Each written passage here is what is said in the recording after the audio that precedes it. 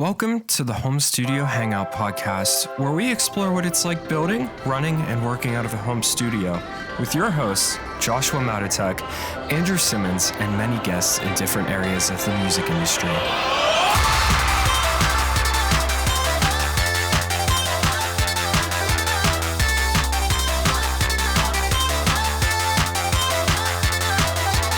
Welcome back to the Home Studio Hangout podcast. I'm your co-host, Drew, with my co-host, Josh. We are here today to answer your questions, aren't we, Josh? But first, how are we doing? You just got back from Pittsburgh.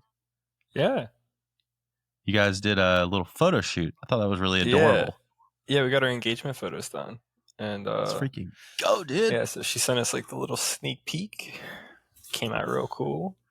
And then we're just waiting to get the full batch. So Nice. It was pretty cool. Nice. We like ran around the north side and like went to this bookstore. We're just kind of like, can we take photos in here? So we're like walking around doing stuff. At this one point, I forget exactly what we were doing, but this guy like is like just casually searching for books, and he made the funniest sound whenever he saw us. He went, "Ooh." And then he like scurried away, and that sound will forever be ingrained in my mind. That's funny.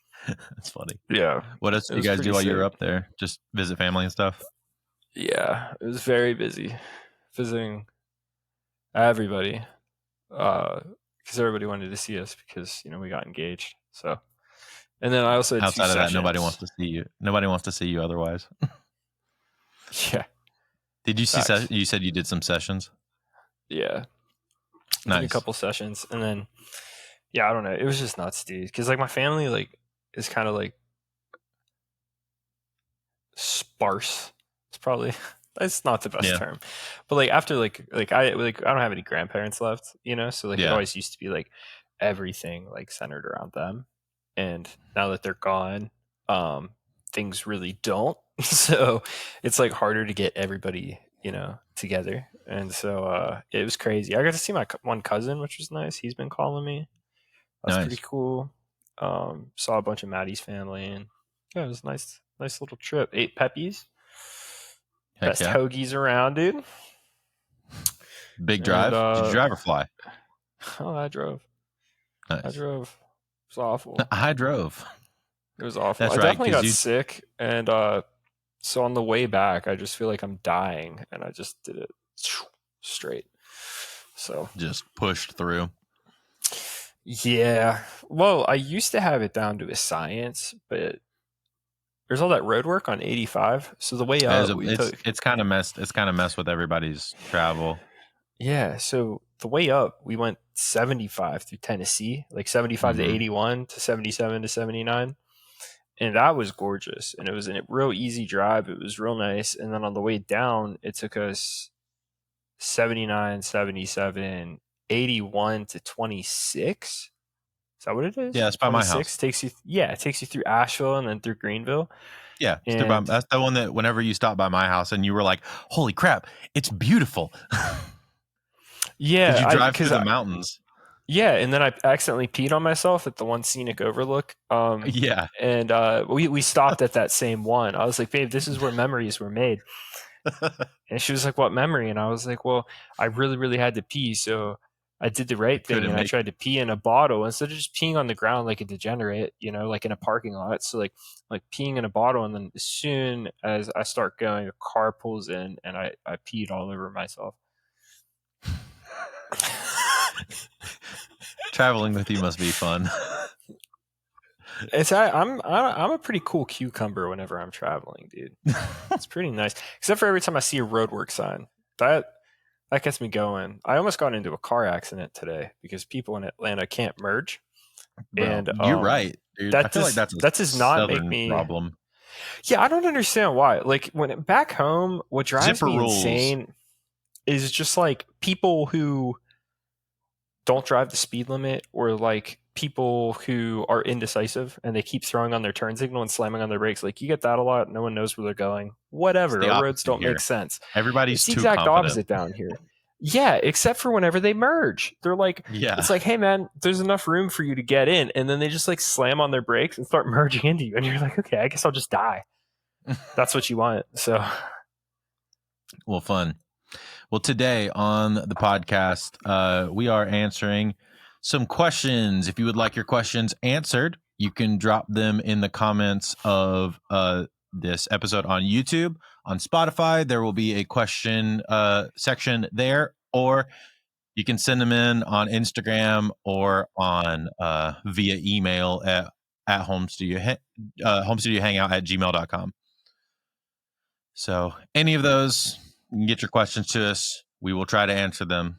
But today, Josh, it's kind of a little all over the place. But first question, and all these questions come from like one or two people, but they were consolidated by my friend Wayne, who listens to the podcast regularly. Wayne, he has a thanks, project Wayne.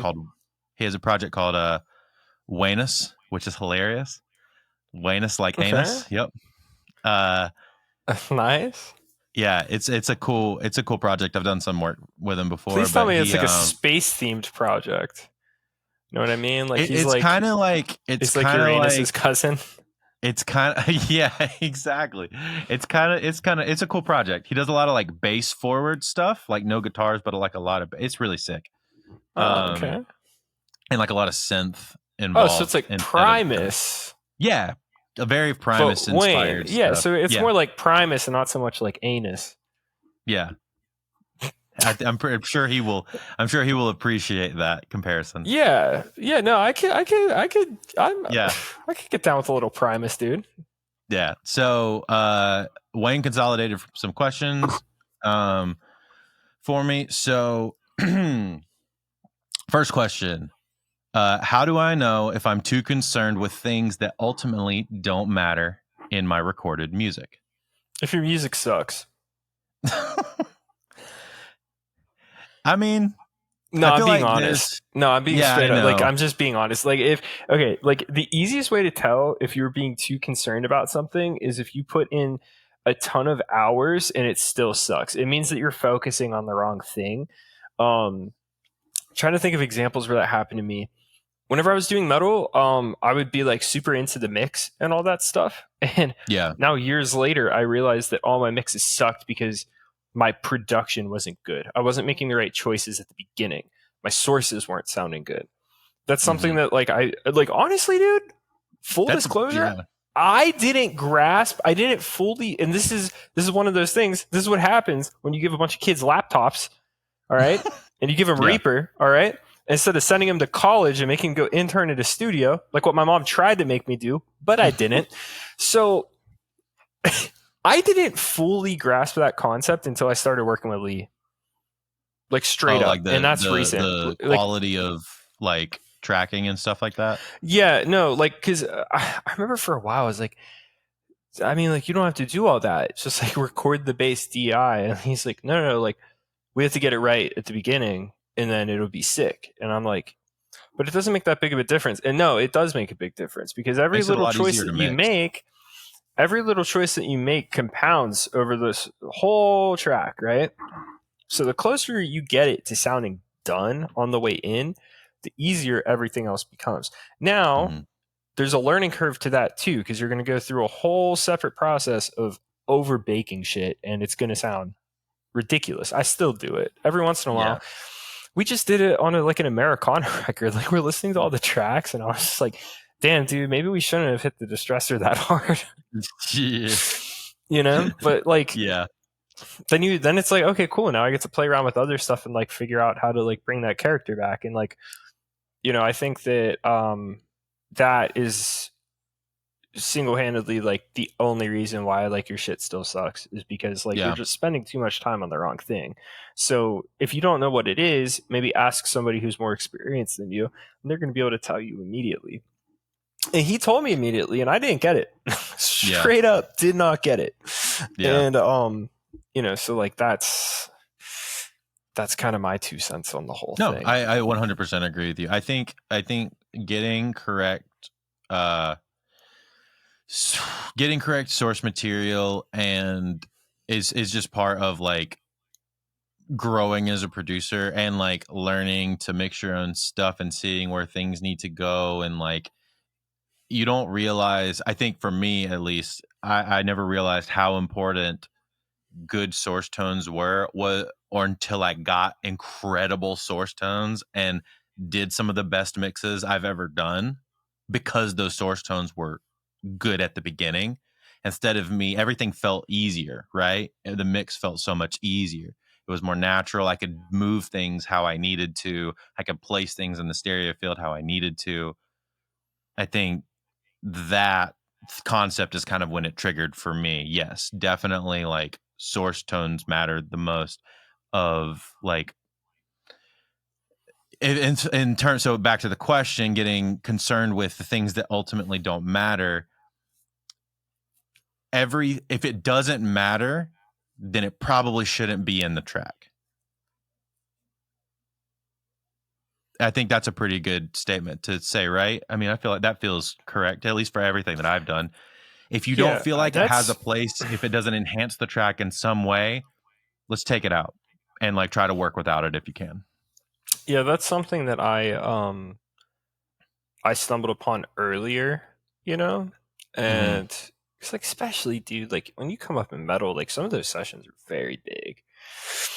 Yeah. And sometimes there's a lot of layers, and maybe those layers aren't needed, or maybe they should be different notes, or maybe it should be a different sound, or like, being more intentional. That's like the one thing I love about Ableton is like, because the routing completely fucking sucks. Like, you're able to sit down and be like, okay, well, here's one track.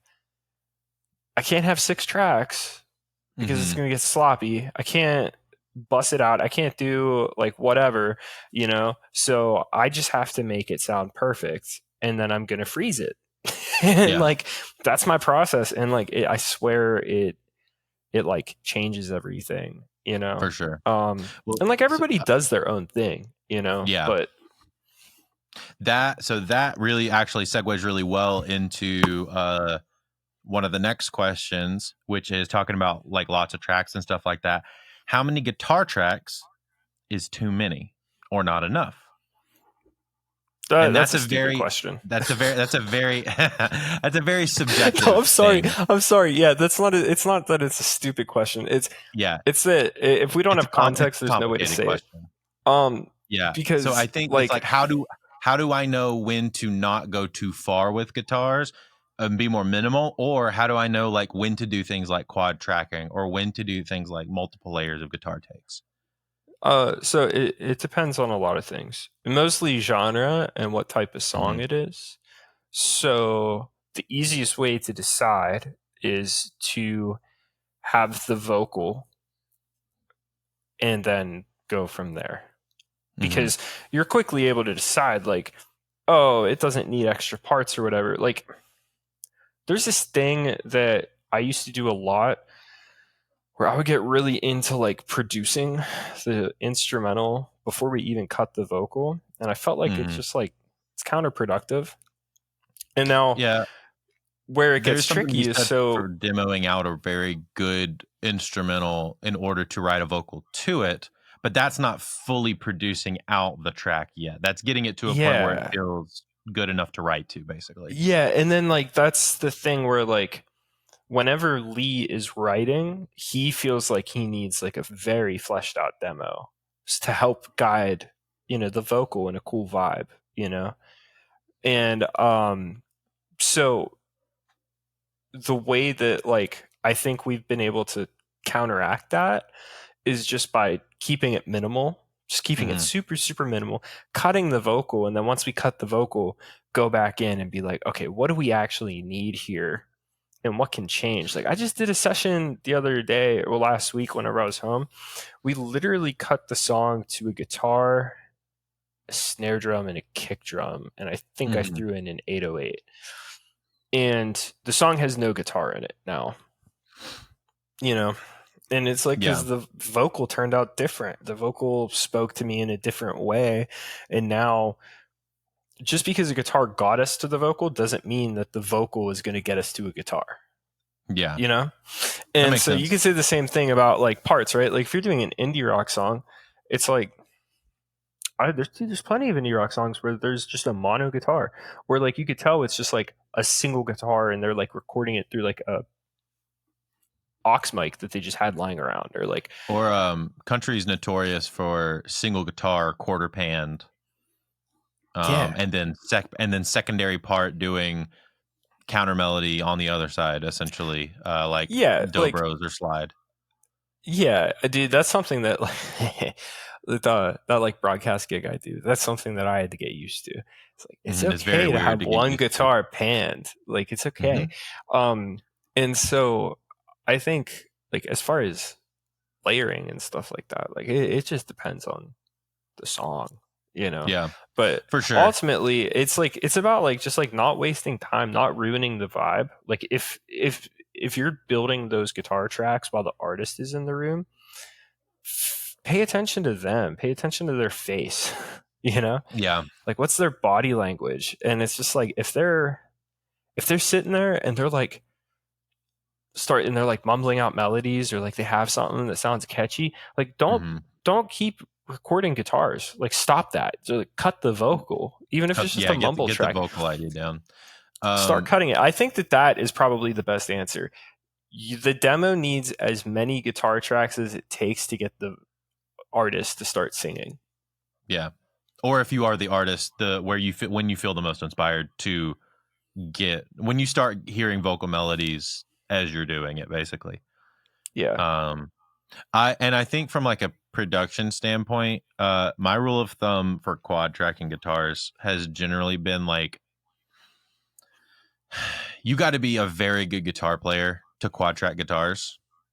You have to be like very tight, and your tones have to be like very, very particular. So I generally have like I a don't brighter tone and then a darker tone to kind of marry the two together, and I kind of test those out.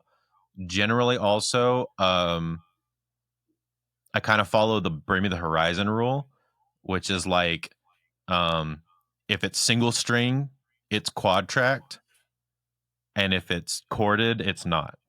That's kind of been my general rule of thumb. I don't like Um, quad tracking guitars. I mean, I've done it a lot in the I like it on past. choruses. I think that's the part where I like it the most. Is like big choruses. That's where I love it the most, honestly. Yeah, I've also I don't know. Obviously, like I'm not in rock anymore, but Sure. I feel like the cooler shit is like instead of putting a guitar in the chorus, like put in a synth that's Hmm. mimicking the guitar. You know, stuff like Agreed. that. For the You most know, like part, I yeah. don't know. Because also it's easier to get like every time you start mixing guitar tones, there is some level of phase that you Hmm. end up dealing with. And like the ticket is to make the phase inconsistency like work for you. Hmm. But I feel like it Cancel out the rarely works places out that that way. you want canceled out. Yeah, I feel like it rarely works out that way. So doing something like a synth, you'll still get a little bit of that depending on the tone of the synth, and then you're able to But it just like also allows you to print it. shape And the like, synth, essentially use the guitar as the main thing, and then shape the synth yeah, around the guitar because it's a lot more malleable. I agree yeah, with that. That's generally what I go for. But if the song if the song just feels like, oh, this needs to be a guitar song, not like a guitar synth song or whatever, it's just not that kind of song. Um, I generally only do it on the choruses. I really don't even like doing it on breakdowns because for the most part, they feel smaller to me. They feel like they don't hit as hard. I feel like nothing's as yeah, tight. You know what I yeah. mean? It's because the like whenever you have four guitars playing, like unless if you like hyper edit them to make sure everything is perfectly in phase and the timing is perfect, then Hmm. like it kills a lot of the transient that you get. And so what I would much rather do is find other cool things to layer, or better yet, just get different guitar tones for each I section was of gonna the say song. most of the time when people think I need a quad track here, you actually just need a better guitar tone, like a different, not even a better one, just a different guitar tone to fit what you're going for. Yeah, exactly. I don't know. I think Drew? Yep. Oh, your video went away, I'm my here. guy. Oh, weird. Dang. Can't even see it. I'll probably come Yeah, back. I don't know. But yeah, once again, I think it really just comes down to like figuring out like what sounds best with the vocal. I agree. Cool. I love that answer. I think that's a great answer. It's a very nuanced question to begin with because it's very much Yeah. like it depends. But Mhm. but I think that's a solid. I think that's a solid general rule of thumb to kind of work from what we said. All right. So next question is if I'm trying to, so I'm going to say the thing, but I feel like there's a better way to ask it. Right. So if I record this, whatever instrument, how much thought needs to be going into how do I pull this off in a live setting versus just backing track it? Like, okay, so I guess the question really is like, what's the balance of thinking about how to pull this off versus live tracking? Like, what's your opinion? I guess, Uh, Josh, my opinion is probably because not. this is a kind of an opinion thing. I feel like most people are either like, I want the shit to sound the same, so we're gonna backtrack it, or they're like, I want the shit to sound the same, so we're only gonna go to the studio like we're a live band. And I am in both of those camps and neither of those camps at the same time. I think one of the best examples of this is whenever you look at someone like, I mean, I've talked about him before, but like Medium Build, Mm-hmm. he doesn't make music so it's replicated live. And then whenever he plays live, man, I just realized they really gave us the landlord special on this wall.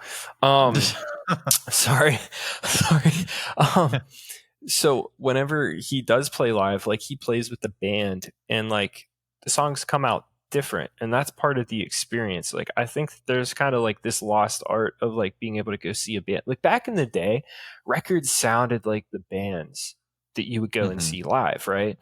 It's because But generally they whenever were you would, tracking all at the same time yeah, in a room together. So all they were doing was yeah, doing their live show in the studio. yeah, but like if you go see that band live, like the songs sound different because they're improvising, they're playing things differently, they're singing things differently. Dude, I forget what song it is by Nirvana, but like I remember uh Sam was telling me, he's like, dude, every single video of them playing this song live, it's in a different key. And he sings them all differently too. Like the Yeah, and he phrasings are sings them slightly all differently. different. And yeah, And that is like what gets me so excited about seeing an artist live is whenever it mm-hmm. doesn't sound like a record. The only time I want it to sound like a Yeah. record is if it's like something truly profound, like Animals as Leaders, you know, Or like like they sounded Polyphia whenever I or saw them. John. Yeah, like Yeah. whenever I saw them live, they sounded like the record, which is crazy. But Yeah, I that's think, insane. I don't know, I think that there's kind of like this lost art of like being a great artist in the studio and then being a better artist live. You know, I think that there's a Mm-hmm. lot of people who either want it to be exactly the same or they're like limiting themselves in the studio so it sounds the same. And I don't know. I think creatively, like as an artist in this day and age, like it just doesn't matter, dude. You know, just like do whatever feels best. So my opinion, and this is very much just like my opinion. One, I think it's a genre specific thing. I think in like if in like heavier music, um, I look to bands like Bring Me the Horizon and Architects as like the standard, basically of like Architects does a really great job of the bass player and the both the guitar players have synths, and so they actually play the parts, but they don't play every single part. They also play a lot of the guitar parts. So basically, the tracks are just there to facilitate the parts that they don't have enough people on stage to play. So I think that's one really cool way to do it. Then you have Bring Me the Horizon, who does like very very backtrack heavy, but also very live heavy stuff. So it just sounds like a big wall of mega sound. But what they do in their live shows is they do change ups in some of their songs. Like you said, they don't perform the songs exactly the same. They'll do like medleys of some songs, or they'll like piece together songs, or the way they transition in between songs are really cool. So they kind of use that as their like difference maker. Kind of where I Yeah. sit on it, I think in general is like, make the song how you want to make it for the studio. And then after it's done in the studio, figure out how does this need to happen live. Yeah, So and then then it's there's like, also does, that whole thing where like a lot of songs just don't go as good live as you wish they did, and like now you have a cool opportunity to figure out how to make it work, you know? sure. Yeah. And I think, yeah, that's very cool. That's a very cool thing, because you have people like, I like to use Owl City actually as a very good example of this. Owl City on record versus Owl City live are very different, right? Owl City on record is very much just like, he's a producer, it's a pop singer, right? But live, he has a drummer and a guitar player, and he does a lot of live looping and stuff for a lot of his songs. And he'll like run, he has like stations across the stage, and he'll like run around and play stuff and like have different like glockenspiels and crap all over the stage. It's super Yeah, cool. that And kind of like, I stuff is feel like cool. that it's a very performative version of the song, basically. It's still the same song, still him singing. There's some backing track stuff there, but it's a very performative version of the songs. Did you ever hear Mac Miller's? I think it's called Live from Space. Is that what it is? It's his live Uh, album. Yeah, it's called Live from yeah, Space. That yeah, is nuts, dude. Those songs sound so cool with a full band, and he's like yeah. screaming the lyrics and like So I don't he is a know, very like good example of how I think hip hop. I have some opinions on that, but like a lot of people that I know think that how Mac Miller did the Live in Space record is how all hip hop live stuff should be done. oh, it goes crazy, dude. Yeah, Kendrick it's with a full crazy. band is nuts. It's nuts, and like Yeah, I mean, what it comes down to is like a lot of these hip hop artists don't come up with that feeling of playing in a band. So I think it doesn't yeah. really cross their mind, you They've never know? done it before. Yeah, dude, and it's a ton of work. Like you need a Yeah, music director, you need to make sure all the songs are translating right, you need music made, you need all kinds of stuff way made, more plus rehearsals. rehearsals, dude, Yeah, like hours and hours of rehearsals and like that stuff costs a lot of money. yeah, Like I think that that's another thing is like when people are like, "Oh, they're just singing over the tracks." It's like I don't care how artists perform. However they perform is just a representation of their art. But like whenever people are like, "Oh, they need to take a band out." It's like, dude, you don't know what their schedule's like. yeah, If like logistically it could even make sense cuz people don't realize how much hard work goes into like making a band work whenever the music wasn't written for a band, you yeah. know? Yeah, no, for sure. And I think the guys that have that opinion is their opinion is basically like, either a hip hop artist should go out with just like him and the DJ and put on a dope show, or try to go as big as they can and do the full band thing if possible. Well, That's their opinion. I think what it really is all those people talking about it don't actually like hip hop, and they're just finding another thing to complain about with it. You know, I don't care Sure. if an artist is even backtracking their vocal. Like I don't care about No, those that's pretty things. normal. You know, and like, well, I'm talking about whenever they have it, like it's literally just like the master playing. You know what I mean? Yeah. Oh, yeah. I haven't heard But that it's like in a long time, actually. I haven't been to a show like that because it's really not my cup of tea, and I'm not going to pay to go see that. But if that's what artists want to do because it works for them, they're more than welcome to. For sure. You know, All right. So on the thing of live, um, if I record a track, but I'm not crazy about the thought of performing it live, should I even bother recording it? wait, can you repeat the question? So if I have a song that I've written, but like I know that I don't want to perform this live. Do you think it's even worth recording? This is kind of a philosophical question, I guess. It's like, is a song worth recording if you think Yeah, it's not worth performing live?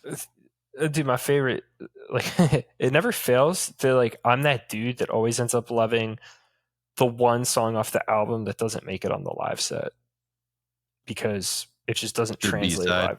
And I think that that's also like a broader thing, right? Like, so we kind of live in a time where it's like, oh, you have to write music that's going to pop off on TikTok. And then you look at TikTok and like, what songs pop off on TikTok? And they're like the type of songs that are singles. So then all you're doing is you're only writing songs that sound like singles. And then you're going to like drop a full album that's just all singles. And that's stupid. I think that the best artists are the artists that sit down and they put songs on albums that don't necessarily have the potential to be a hit, because that's going to connect with somebody in a way that the other songs won't. And I think we need more album tracks. And so, yes, I agree. The answer is it's yes. Something. It's something okay. that I here's a 2-step process, right? Okay. You ask yourself, does this fuck? And if the answer is yes, then you record it. Like, yeah, you know what I mean? Like, there it is. There it is. There's Josh's 2-step process on how to make good songs. I think I think this is actually a very, so I think this is a very good question of like who the asked time this that question? we're in. I didn't say. It's just on his list of questions that he compiled for me.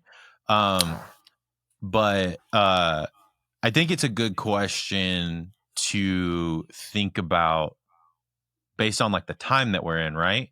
Because like you said, we're in such a singles driven thing, but like a song that you're like, I'm probably not gonna perform this ever or whatever like that probably isn't a single anyway, right? So then it's the thought of, well, is it even worth putting out? And I've been in I don't know why recently, I've been in like album mode. I've been loving just like full albums again so much lately. And I've been loving B-sides and like interludes and like weird stuff, And I don't know. I think having the B-sides and the weird songs and all that kind of stuff is good. It's a reason to do things like EPs and albums, is to have those kinds of songs on them. Creating a song and not worrying about performing it live, sure, don't worry about performing it live. But if it's like, oh, I like this song, oh, I'm really stoked on this song, just record it. I think to me, I agree, it's that simple. It's, does this fuck, yes or no? If yes, then record.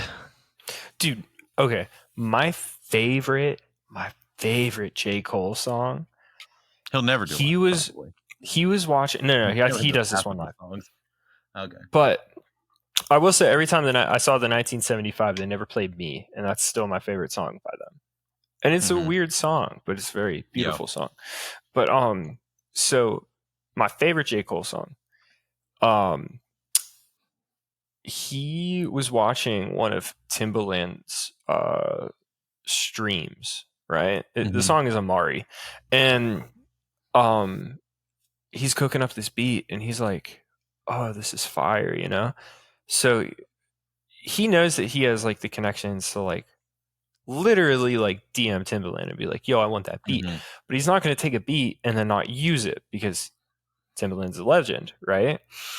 Yeah. So what he did is he screen recorded the live stream of him playing the beat, and he like chopped it up and like put it into Pro Tools and like wrote the whole song, and then he sent it to him. It was like, hey, I didn't want to ask you just in case I didn't use the beat, but can I have this beat?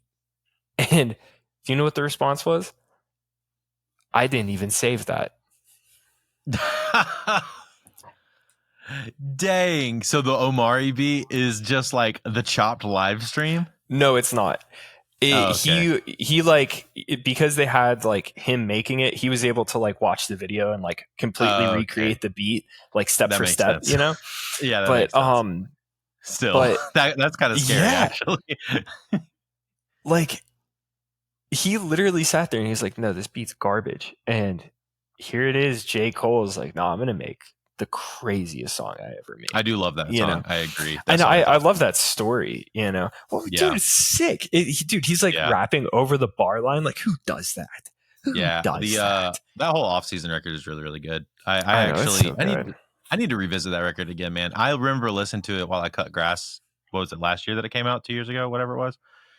and I was cutting grass while I was listening to it, and I kept having to stop and like rewind for a second and go, "What did he just say? What was that bar? What in the world?" And then what was this flow switch up? Like he was on something on that one, man. It was pretty crazy. Oh, I know. It was so good, and I don't know. I think like that's a great example of like everybody has those thoughts, but like at the end of the day, like you don't know. I think like one of the shittiest songs I ever wrote, and like I just dropped it. It was one of like the first like decent songs I wrote. People to this day tell me like, so yeah, it's like my favorite song that you've written. And I'm like, what? Like you just never know, Yeah. And I think I love how I said that. I said, you just never know, Yeah. But I think that if it's good, then just record it and drop it and put it out, because there's people blowing up over songs that don't have single qualities. For sure. No, I agree. I think love it or hate it, that Oliver Anthony song is not a single, but it blew up and it's everywhere. For other reasons too. But I mean, outside of the lyricism, people liked the vibe. People were drawn to the vibe first. Yeah. And the performance of it first. Yeah. I mean, that's another reflection, dude. Like, that dude was so close to getting the point. And that's true. We don't need to talk about that, but yes.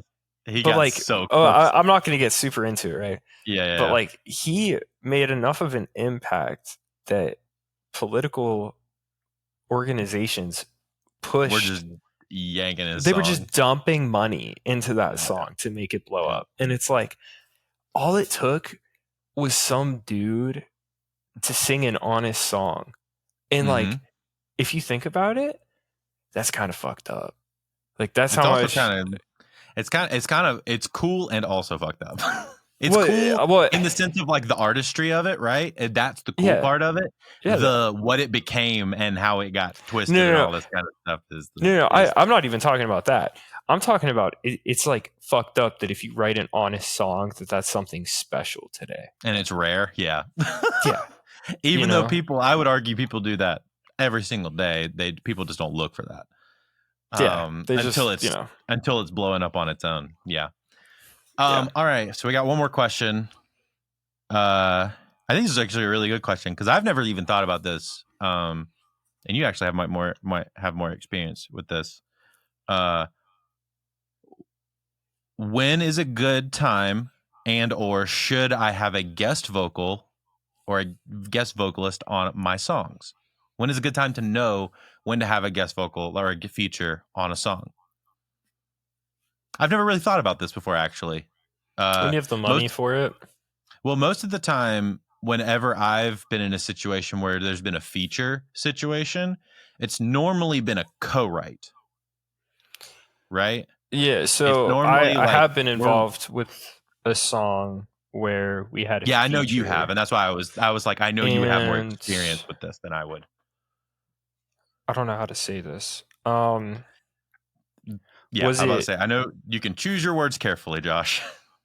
I'm not the best at that on this podcast. That's how we got the SM7DB clip of me.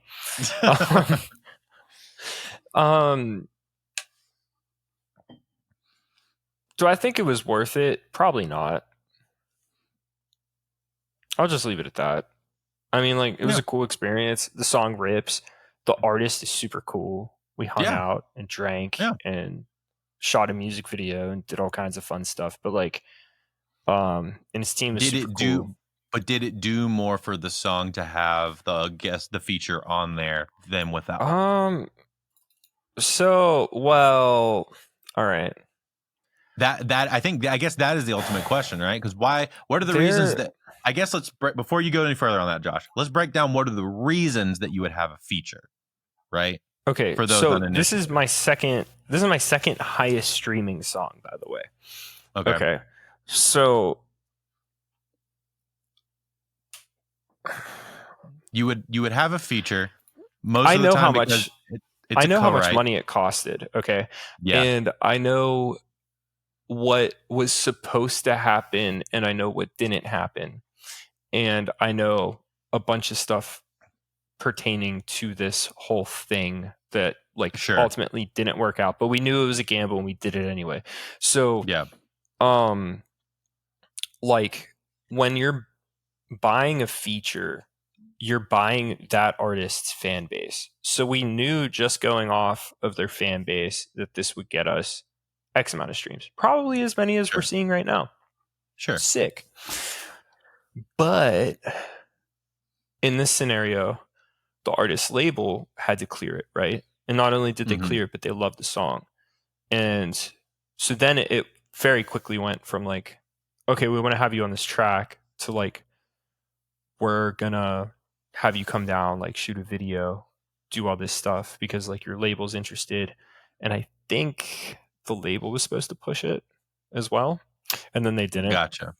Yeah. For one reason or another, ultimately it's out of our hands, and we weren't hitting up the artist because we wanted their label to push the song in the first place. Yeah, it was we were hitting more up of the artist because we were looking for, you know, a good match, and we found a great match, you know? Yeah. No, I agree. So, I 100% agree with that. But also I think that there were a lot of factors that played into it. I think that the trend that song fell into was kind of falling off in that moment, and I think the label realized that, and then probably, you know, so like I don't know.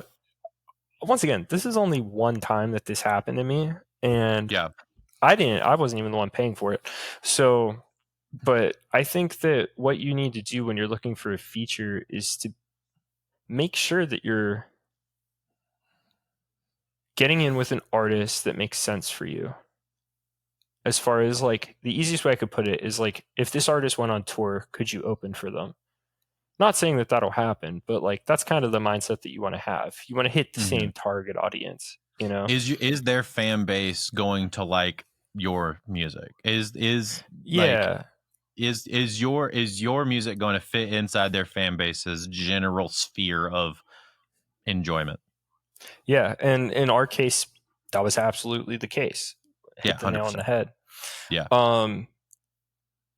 The other thing is just like the sheer amount of money that it costs, you know, like first of all, starting out, I think that this was a third of the price that we ended up spending. I keep saying that the artist ended up spending. Yeah. So it very quickly got out of hand just because like the situation evolved. Like there wasn't supposed to be like a video with them in it or anything like that. And then you have to pay for people to travel.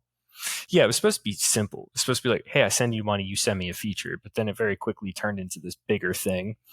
Yeah. And so I think really it's just about like finding a dope artist that's accessible, that is hitting the same fan base as you, and ultimately something that you can afford. Because I think with the amount of money that they ended up spending, they probably could have put that into ads and done just as good, if not better.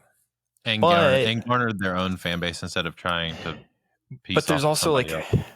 There's also like kind of hidden advantages of doing the feature thing, because now you're associated with them on the algorithm. That's true. Which is cool. Which is huge. That is kind of nice, you know. Especially so if that's the area you're trying to move into genre-wise. Like it makes a lot of sense. You're more than likely going to hit all of their fans or most of their fans' release radar. Yeah, you know. So if they really like the artist, they're gonna be like, "Yo, he featured on this guy. I don't know who this guy is." And listen to it. Sometimes, now you can't guarantee this, but sometimes if there's somebody that playlists pretty consistently, a playlist is more likely to put you on. Yeah, so it's really just about whether or not you can afford the feature. I think that features are a great way to grow your fan base. It just gets expensive really fast, you know. So does everything else. It's also expensive to not have a following. Yeah. My instances with features and stuff has always been in the situations of co-writes. So it's the situations of we've brought multiple artists in the room together to work on a song for a guy, and then the song just really worked with having this other person on as like doing the thing. So the instance that I'm talking about is that song Laylo that I did recently with Matt Parker. I co-wrote and co-produced it with Matt, but we had our friend Gladden there, and the verses just fit his voice more as far as like the melodies we were writing and the range that we were writing it in. So we just ended up making it a feature. Originally, it was a song just for Matt.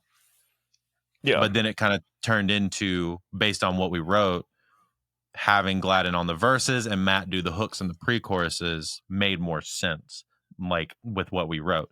And then we just ended up doing all distro splits for everything. Oh, I forgot to talk about this. So another reason why it ended up also being more than we originally thought is because it went from artist featuring this person to a co-release. So that talk about that, because I don't know the difference about that. Yeah. And how that price jumps. Yeah. So if you have them as a feature, then the song, let me double check this real quick. The song I don't know. The song gets pushed on to their audience, but I don't think it goes onto their catalog. I think it does go onto their catalog. Like it'll show up under like. It shows under artists featured on, or also featured on. Hang on. Easy way to tell is if we go to Don Tolliver. Yeah.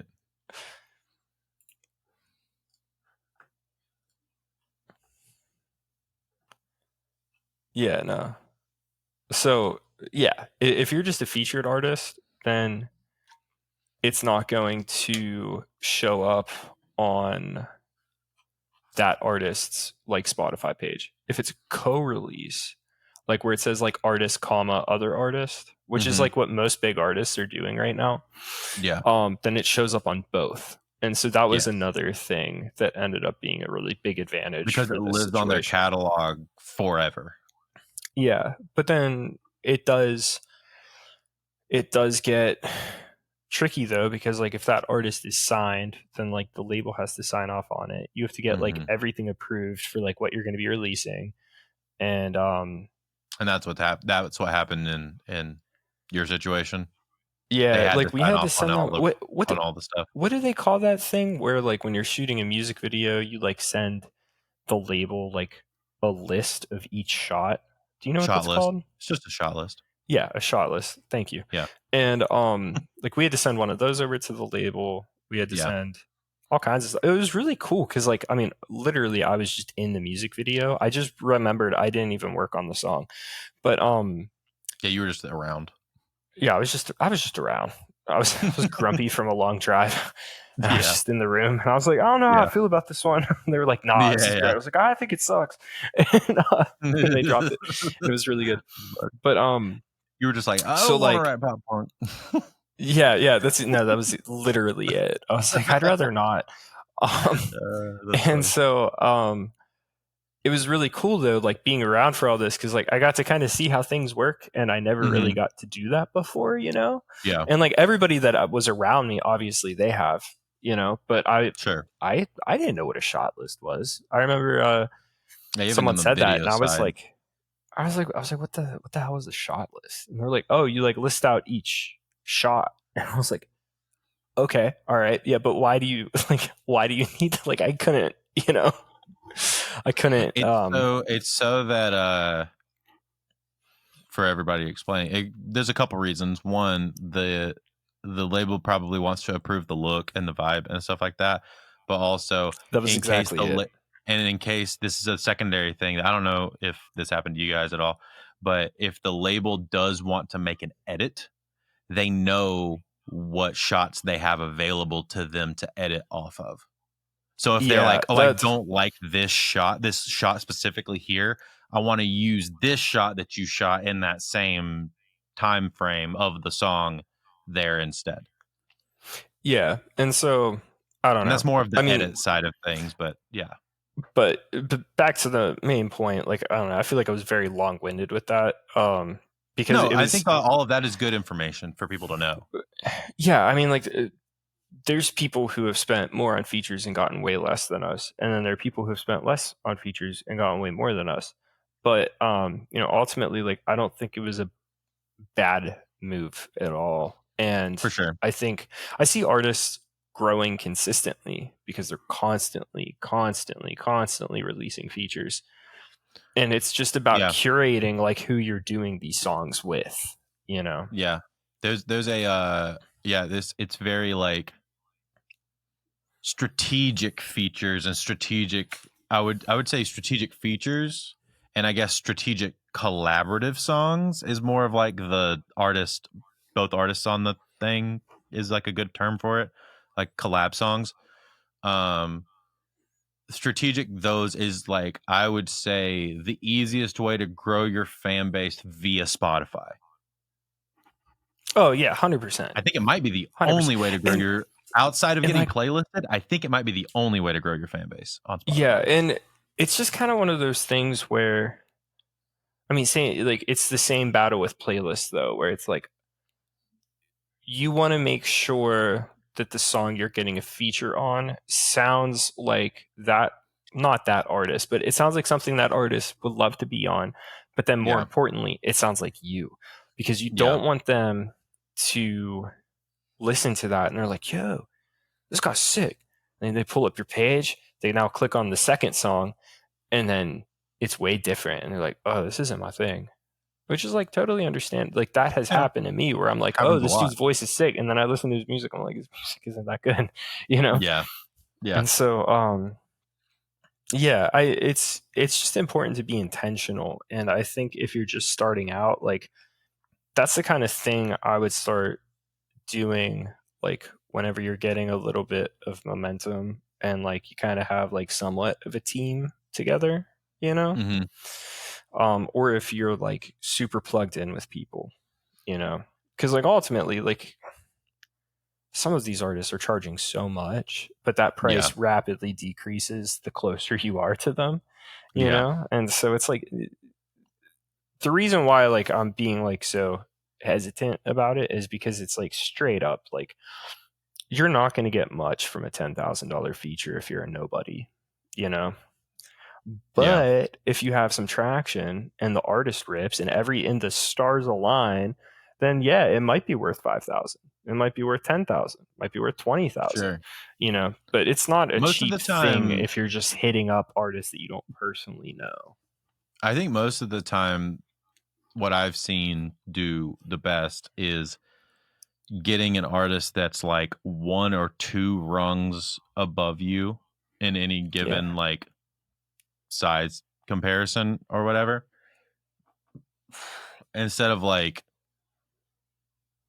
shooting for like the highest possible tier, going like one level above you and getting a feature remember there. Remember that one summer whenever Black Bear was just featuring on all these small artists songs? Yeah. And like those artists are off. still, yeah, those artists are still doing pretty well. Yeah. They aren't huge. Like you're never, No. I think it's all about like your expectations, you know? Sure. Like keep in mind that like whenever you buy a feature, you're not going to become that artist overnight, you know, which I guess is kind of obvious, but also like some people think it's a pay to win kind of scenario though. Yeah. I mean, that's also a big thing in hip hop, you know, people are like, it's because of all their features. And it's like, yeah, it kind of is. For some of these artists, yeah. Dude, the only reason why they're around is because of their features. Or they're like a feature artist. You know what I mean? How many songs do you hear that are like a nice summertime vibe? And then you're just like, man, I can't wait for that Ty Dolla $ign verse to happen. And then it never happens. And you're like, man, I was robbed. I was robbed. Someone employ this man. You know? Yeah. Or Wayne being on a million features. Or Don Toliver being on a million features. There's also feature kings. There's also something really special about a Don Toliver feature, though. I mean, that's true. Because he has such a unique voice. Like I don't consider him like a feature artist. You know. No, but I would say he actually does the best job of growing his artistry via features. He's a very good person to look at from a like growth standpoint, how to do it well. Yeah, I would say, because he did a really good job of picking very specific songs that were bangers to be featured on. You know what's crazy? You know, like Lemonade is like what really like blew him up. Like, sure, there was like the after party meme, you know, sure, but like Lemonade was everywhere. And what's crazy about that song is someone at Internet Money just had that chorus that he recorded like for a different song, and then the song like got like pushed to the back burner or whatever. It wasn't going to come out. They were like, yo, what if we did something else with this? And they ended up making that song, and then they got That's the crazy. other two features. I didn't know on that it. story. That's crazy. Yeah. Oh, also another thing where it's like, should I record this? It's like, probably. Yeah, always. Because you never know. That's a very dude. good example of should I record this, actually. Yeah. And like it's all about like who you know. Like you never know like whenever you'll be in a position like that where it's like, oh yeah, I sent this vocal to somebody because I thought it was cool, and they didn't use it, but then 6 months later they ended up turning it into a different song, and now it's like getting picked up by so and so. Yeah, for sure. No, that's really that kind of sick. stuff happens all the time. Like people don't really become successful intentionally. Yeah, the only thing for intentional was them getting up and recording every day. For sure. Well, guys, thank you so much for the questions. I want to do this again for sure. Once again, if you're watching this on YouTube, drop your questions in the comments. If you're listening to this on Spotify, drop your questions. There should be like a little questionnaire like section where you can respond, ask us a question, and I'll pull it up there. And then if you're other places, you can hit us up on Instagram at Home Studio Hangout, or send us an email at homestudiohangout@gmail.com, and I'll get them there. If you're listening, also drop a freaking like review and stuff, man. What are you doing? Drop a review. What are you doing? Dude, what are you even How doing? long has this been going on for? Huh? I don't know. You haven't been dropping us a review? Yeah, I know. What the heck? Awful. But you listen to us all the time, and you can't even speak highly of us. I spend so much time working on this podcast, unlike Drew. Unlike me, yeah. We have we get like 300 to 500 downloads a month, and we have 5 Apple reviews. I want to change that, please. Yeah. That is despicable. Exactly. If I wait, you said how many downloads? 300 to 500 a month. 300 to 500. That's pretty good. It's actually not bad. That's actually not bad. That kind of gets me really well. Like, you know what I mean? Like, I feel like podcast numbers are probably pretty low. Podcast numbers have declined, and it's crazy. Like we actually have grown in the last like 6 months a lot. It's been really cool actually. Nice, we've grown in the last 6 months, where like I've seen other people start to decline from listenership, but I do feel like we are giving people more of actually what the conversations that they want. You know why, dude? It's because of all the features we've been putting out. All the features, bro. They're just coming here for Josh's stash. That's all they're here for. Dude, so and the everybody's out of town, and then the rest of everybody is going to like Six Flags or something for Halloween. Yeah. I'm really bummed because like my shaving mishap today would be perfect for a cop outfit. Dude, you got to go back and get that one person to cut your hair again. Oh, I know. Yeah. Just be like, hey, so this is exactly what I want. And then they're like, great. And then I walk out like, license and registration, please. Happens every time. I hate it. It's a great time. This is my nightmare. No, it's not. No, it's bad. It's really bad. Well, yeah, but Josh, thanks for answering questions with me today. I thought this was pretty fun. Of course. No, this was actually really fun. I like this kind of stuff. I also really liked whenever we did the one-off of us like ranking the plugin. Yeah, I'm going to bring back some more of that kind of stuff. I've been trying to think of things. I've been trying to think of other stuff that we could do that isn't too pretentious, you know? Like, wow. You know, we could do speakers, we could do artists. That's a little, but I want to do stuff that we actually have like. Yeah, like I want to do something experience that's fun. With, we'll say. Huh? Yeah, like I want to do something that's fun. We might do. So I also thought about doing, because we've also thought about doing a Patreon potentially. We're trying to figure it out. But some of the things I want to do for bonus episodes are things like ranking our favorite anime and ranking like our favorite like random shows and albums and stuff, and like or where we give each other's favorite albums, and then we rank each other's favorite albums and stuff like that. I was also thinking like if we pulled well, like talking about albums. It'd be really funny if like in 6 months, like when I forget about this idea, you just hit me up and you're like, give me a list of like your 20 favorite albums. And then like we show up on a podcast one day and you're like, now rank them. I feel like, Yeah. Yeah. So we're gonna, we'll do something like that. But yeah, that'd there's be a lot really of fun. stuff. There's a lot of ideas. I have some really fun ideas in the future. I also want to play. I got a new D&D book.